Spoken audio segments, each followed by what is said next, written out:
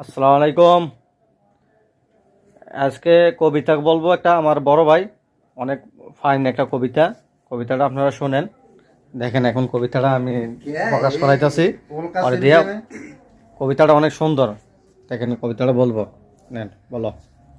মন দিয়ে করো সবে বিদ্যা উপার্জন, সকল ধনের সার বিদ্যা মহাদন।